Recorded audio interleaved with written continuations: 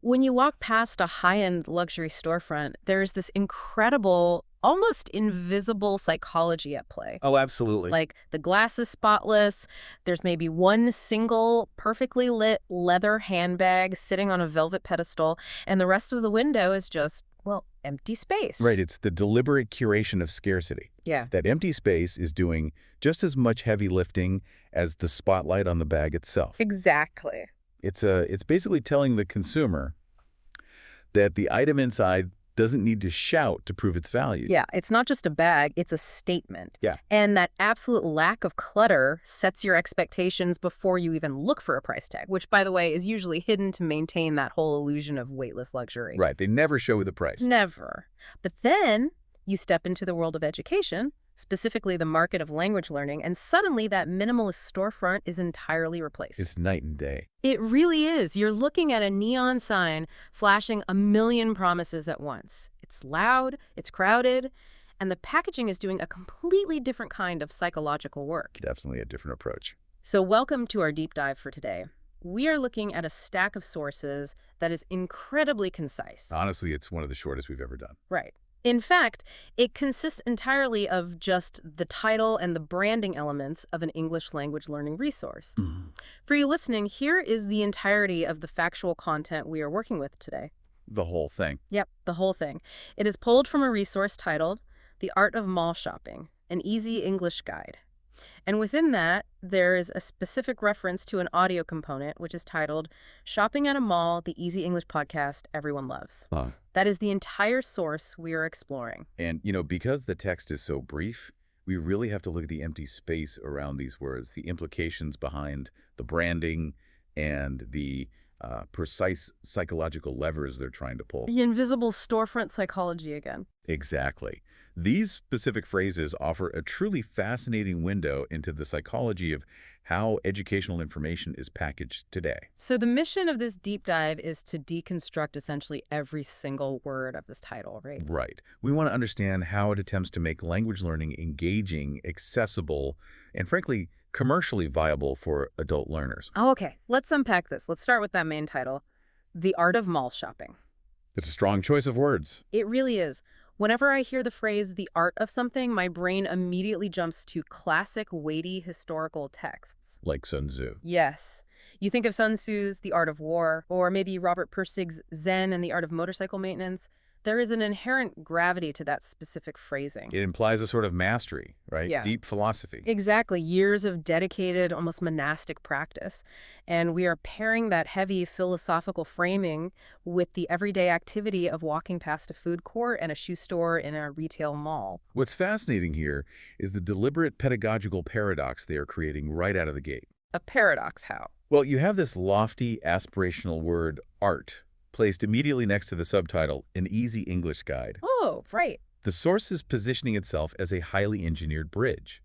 It's promising the learner that it will take a complex, highly nuanced social skill, the art, and distill it into something completely frictionless. And in adult education, framing is everything, isn't it? It is everything. Adults come to learning with a lot of baggage, usually a fear of failure or a sense of inadequacy. By calling it an art, the creators are validating the learner's struggle before they even begin. That's clever. It is. They're basically saying, if you find this hard, it's because it is an art form. I want to push back on that framing a bit, though. I mean, is elevating a standard everyday trip to the mall to an art form just a clever marketing gimmick, just to make the mundane seem important? You think it's a stretch? Well, I look at it as just buying a t-shirt. Does it genuinely reflect the linguistic complexity of navigating a retail environment in a second language? Let's break down the mechanics of what navigating a shopping mall actually requires from a cognitive and linguistic standpoint. It's really not just pointing at a t-shirt and handing over cash. Okay, fair enough. You are dealing with a layered matrix of communication styles. First, you have transactional English, which is highly structured. Asking about prices, understanding return policies, inquiring about different sizes or colors. Right, the basic functional stuff. But layered immediately on top of that is deeply nuanced social English. Like what? Like the polite decline when a kiosk vendor tries to hand you a sample of lotion. Oh, that's the worst. Right, or the small talk with the cashier while your credit card is processing. The special apologies when you bump into someone in a crowded aisle. And directional English, which can be difficult even in your native language. Trying to understand when a security guard tells you the restroom is like past the fountain, take a left at the anchor store, and it's opposite the food court. Exactly. To navigate all of that smoothly, to walk in, get what you need, interact gracefully, and leave without feeling completely overwhelmed, that genuinely does require a level of mastery. So it's not an exaggeration. No, it's an environment full of unpredictable linguistic variables. Huh. So calling it an art isn't just marketing. It's an accurate reflection of the cognitive load placed on a second language speaker in a dynamic environment. That reframes the entire experience for me. It's like learning to drive. Reading the manual is a static process, but actually merging onto a packed highway at rush hour requires a fluid, instinctive mastery. Perfect analogy. But then they immediately follow it up with an easy English guide. That creates an intentional tension, doesn't it? They're essentially saying, this is incredibly complex and requires mastery, but don't worry, we've made it effortless. That is the tightrope walk of educational marketing. If you only emphasize the difficulty, the learner gets intimidated and gives up. But if you only emphasize how easy it is, the learner feels patronized. Or worse, they feel like a total failure if they actually do struggle with the material. Because it's supposed to be easy. Exactly. By juxtaposing art and easy, the title attempts to hit the Goldilocks zone of learning. It validates the learner's ambition while simultaneously soothing their anxiety. Okay, but knowing the vocabulary of a mall and actually surviving the auditory chaos of a mall are two entirely different things. Very different. So how does a learner bridge that gap? I think that's where the format choice here becomes super crucial. We move from the theoretical premise of this written-sounding guide to the actual medium in which this learning is delivered. The podcast. Yes. The second part of our source reveals a specific audio element. Shopping at a Mall, the Easy English podcast. We're taking a highly visual, intensely physical, and spatially dependent experience and translating it entirely into an audio-only format. And if we connect this to the bigger picture of how adult language acquisition actually works, transitioning to a podcast format makes perfect sense. Really? It reflects a major shift in modern linguistics, moving from theoretical, textbook-based learning to practical, auditory immersion. For decades, language learning was primarily visual and text-heavy. Yeah, you sat at a desk, you looked at a blackboard, you read conjugation tables, and you took written quizzes. And that visual approach totally strips language of its acoustic reality. A static, written guide can give you the vocabulary words for a shopping mall. It can teach you how to spell escalator or receipt, Right. but a written guide cannot convey the prosody of the language. And prosody being the musicality of speech. Yeah, exactly. The rhythm, the pitch, the intonation, the conversational flow, the tone of a question versus a statement, the pacing of natural dialogue.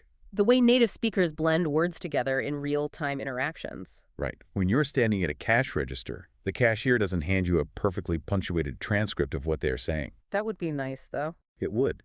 But they speak quickly, often over background noise, using idioms and contractions. A podcast format allows learners to actually train their auditory processing centers for that reality. Let's map out the actual scenario this audio guide is preparing you for, because it perfectly illustrates why you need that auditory training. Imagine the journey this podcast is simulating for the listener. Okay, let's walk through it. You start right at the mall entrance, the automatic doors open, and immediately there is that ambient hum. You walk into a clothing store, and a sales associate approaches with a very friendly, highly casual tone. Right. They don't say, "Greetings, how may I assist your purchasing needs today?" They say something like, "Hey there, finding everything okay? Let me know if you need a different size." Yeah, and the prosody there, that upbeat casual lilt, is crucial to understand. Otherwise, a learner might misinterpret the interaction as overly familiar or even aggressive. Exactly. The learner has to actively decode that casual tone in real time, and then the linguistic requirements shift as the journey continues. Let's say the learner needs to ask for store prices. That's a big shift. Right, they have to transition from the casual greeting into a more transactional phrasing, utilizing specific vocabulary regarding discounts, sales tax, or clearance tags. And a podcast can model the exact intonation needed to ask, is this included in the buy one, get one sale? Without sounding demanding or confused. And then the scenario evolves again. Say our learner is now talking to an expert shopper or a specialized boutique clerk who starts giving helpful fashion advice. Oh, the linguistic complexity skyrockets It then. really does. The clerk starts comparing modern trends with classic, timeless looks. They're using highly descriptive, abstract adjectives. The silhouette is very trendy right now, but this other cut is more a classic staple that never goes out of style. Yeah, and reading that in a textbook is one thing. But hearing the cadence, the emphasis the clerk puts on the word trendy versus staple, that teaches the learner how native speakers convey value and opinion through their tone of voice. It's so subtle, but so important. And then by the time our hypothetical learner finishes this journey and ends up at the food court, Oh, they are experiencing major cognitive fatigue by then. oh, absolutely. The food court is the ultimate test of auditory processing. It is a completely acoustically hostile environment. So true. You have the echoes of a massive atrium, squeaking chairs, overlapping conversations. And a cashier behind a plexiglass shield asking if you want to make it a combo. Yes, Putting the learner in an auditory format like a podcast forces them to practice picking out vital linguistic information from a sea of noise. It trains the ear to recognize patterns and rhythms, which is exactly the skill they will need when they are actually standing in the middle of that bustling retail center. it really brings the sterile text of a guide to life, making the language feel like a living, breathing tool.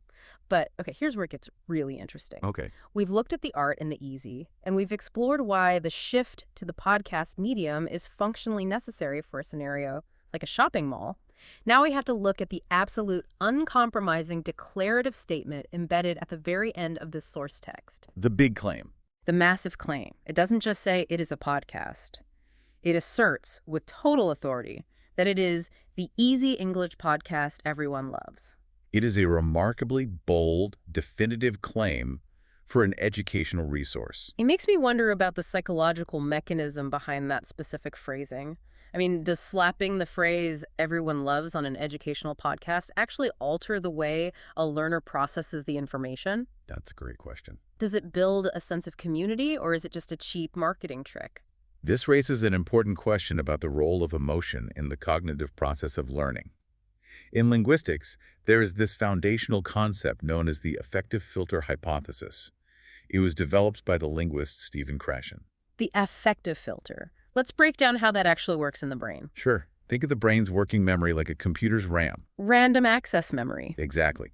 You only have a finite amount of processing power available at any given second. When a learner is highly anxious, stressed, or lacking self-confidence, their affective filter is up. In practical terms, this means their brain is running fear and self-doubt programs in the background. Am I pronouncing this right? Do I sound foolish? I don't belong here. Man, I've been there. We all have. And those emotional programs eat up all the available RAM. The affective filter isn't just a metaphorical wall, it is a literal processing bottleneck.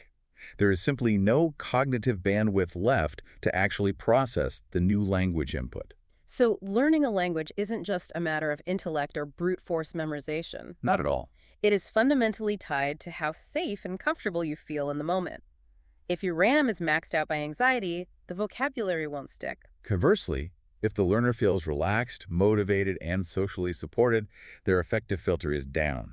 The background anxiety programs are closed, freeing up the working memory to absorb the language much more naturally and efficiently. And that is exactly where the phrase everyone loves comes into play. Spot on.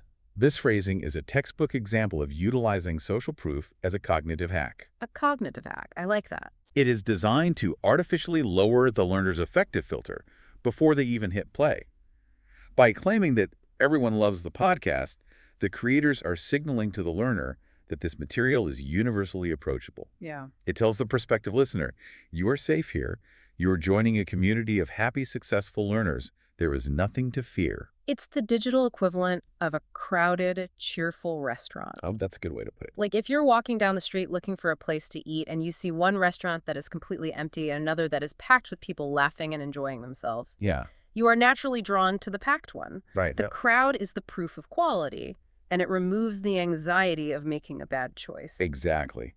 The phrase attempts to bypass the analytical part of the brain, which might be worrying about the difficulty of the vocabulary, Yeah. and speak directly to the emotional center of the brain. It offers a sense of belonging and guaranteed satisfaction, which minimizes that cognitive bottleneck we just talked about. But wait, isn't there a significant risk of a backfire effect here? How so? Well, language learning, even with the absolute best resources in the world, inevitably involves moments of profound frustration. You forget words, you mispronounce things, you entirely misunderstand native speakers. Constant mistakes. It's part of the process. Right, so if you have been promised an experience that everyone loves, and you suddenly find yourself feeling frustrated, overwhelmed by the speed of the dialogue at that virtual food court, and definitely not loving it, doesn't that create a severe cognitive dissonance? Oh, absolutely. The risk of using absolute terms like everyone is that it leaves absolutely no room for the normal, messy, nonlinear reality of the learning curve. Yeah. If a learner struggles with a lesson on, say, negotiating a refund at a store, they might internalize that struggle not as a normal part of the educational process, but as a personal failure. Because they think they're the only one. Exactly. Yeah. They're failing to measure up to this imaginary, universally successful group of people categorized as everyone. It can inadvertently breed intense imposter syndrome. If everyone loves this, and I am struggling, I must be the one person who is uniquely incapable of learning this. That is an incredibly isolating feeling, which is deeply ironic considering the phrase is explicitly meant to build a sense of community. It is the double-edged sword of hyper-positive marketing in adult education. It successfully gets people through the door who might otherwise be too intimidated to try. But it sets an emotional expectation that is practically impossible to maintain consistently throughout the rigorous, often frustrating journey of acquiring a second language. Which highlights the immense pressure placed on the execution of the podcast itself. Oh, for sure. If you are going to make that claim in your title, your content delivery better be flawless. The hosts need to be engaging, the pacing of that mall conversation needs to be perfect, the audio quality must be pristine. You can't claim everyone loves a podcast that sounds disjointed or overly academic. No, the medium has to fill the promise of the marketing. Yeah. And, a podcast format inherently allows for more personality, more warmth, and more parasocial connection than a textbook ever could. Yeah, that's true. A listener can actually develop a sense of fondness for the hosts. They come to rely on the host's encouraging tone as they navigate those complex conversations about modern fashion trends or food court menus. Right. While everyone loves is obviously an exaggeration, a well-produced educational podcast can genuinely foster a strong emotional attachment that keeps the learner's affective filter lowered over the long term. It's so fascinating to see how much weight these few words are carrying. We took that minimalist storefront window and realized that the single spotlight, the velvet pedestal, and the angle of the glass were all mathematically calculated to make us reach for our wallets. Yes. But in this case, the neon sign of this podcast title is calculated to make us reach for fluency. That's a great way to summarize it. So what does this all mean? When we take a step back and look at this unbelievably concise stack of sources, The Art of Mall Shopping, an easy English guide, and Shopping at a Mall, the easy English podcast everyone loves, we see a masterclass in the psychology of educational framing. We really do. Even a handful of words reveal a deeply structured approach to adult learning. They deliberately validate the learner's effort by calling it an art, while smoothing away their anxiety by promising an easy path. And they recognize the acoustic reality of language by shifting from a static text to an immersive podcast. Exactly, allowing the learner to practice vital auditory processing skills. And finally, they utilize the powerful lever of social proof, telling us that this is something everyone loves to bypass our emotional barriers and free up our working memory for the task at hand. All of this is achieved through the surprisingly complex, relatable lens of navigating a trip to the shopping mall. It is a profound reminder that in education, the way we package the information is often just as critical as the information itself. The most robust, scientifically accurate syllabus in the world does not matter if the student is too intimidated to open the book or too anxious to press play. It's a brilliant way to guide us into doing the hard work. But it leaves me with one final thought, something for you to ponder as you go about your day. We've talked extensively about how these psychological levers lower barriers and make learning accessible. Right. But if an educational resource feels the absolute need to claim it is loved by everyone, just to get people to engage with learning everyday tasks, how does that change our perception of the learning process itself? That's a heavy question. Are we, as a society, slowly losing the ability to engage with educational material that doesn't explicitly promise to be entertaining, effortless, and universally adored? If everything has to be an easy podcast everyone loves, what happens to our tolerance for the quiet, difficult, decidedly unglamorous work that true mastery actually requires? Something to think about the next time you walk past that perfectly curated storefront window.